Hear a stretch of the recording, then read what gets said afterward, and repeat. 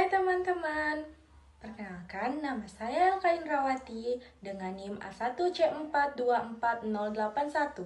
Di sini saya akan membahas materi mutasi. Teman-teman, ada yang tahu nggak ya mutasi DNA itu apa? Nah, di sini saya akan menjelaskan tentang mutasi DNA. Mutasi DNA adalah perubahan permanen pada urutan basa nitrogen dalam molekul DNA suatu organisme.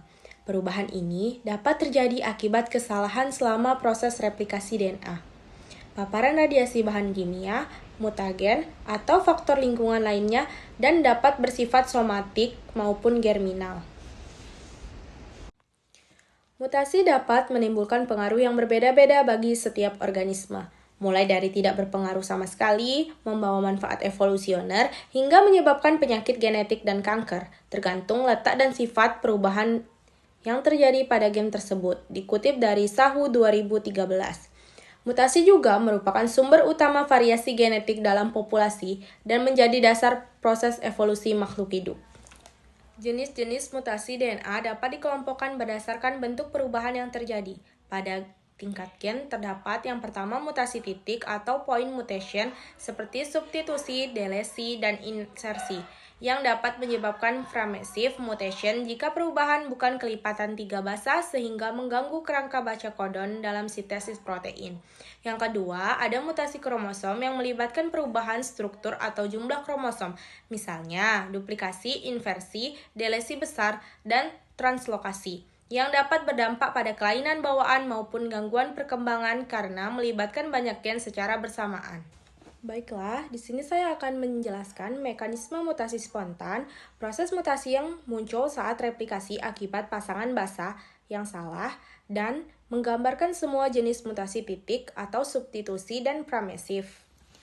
Mekanisme dasar mutasi spontan atau pergeseran tautomerik adalah salah satu sumber utama mutasi titik atau substitusi basa yang terjadi secara alami selama proses replikasi DNA.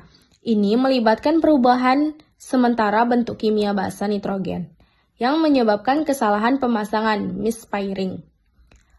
Selama sintesis untai DNA baru, sebuah basa nitrogen, baik pada untai cekatan atau template, atau basa bebas yang akan dimasukkan DNTP dapat mengalami pergeseran tautomerik, berpindah dari bentuk umum, keto atau amino, ke bentuk jarang, enol atau imino.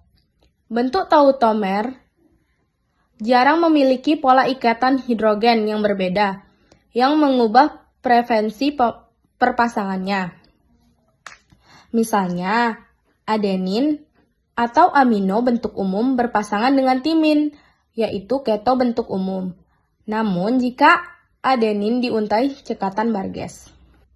Mutasi titik atau point mutation dapat terjadi selama replikasi DNA ketika salah satu basa nitrogen mengalami pergeseran tautomerik, yaitu perubahan sementara pada struktur kimianya, dari bentuk umum misalnya amino atau keto menjadi bentuk langka misalnya imino atau enol, seperti ketika guanin G berubah menjadi bentuk enol.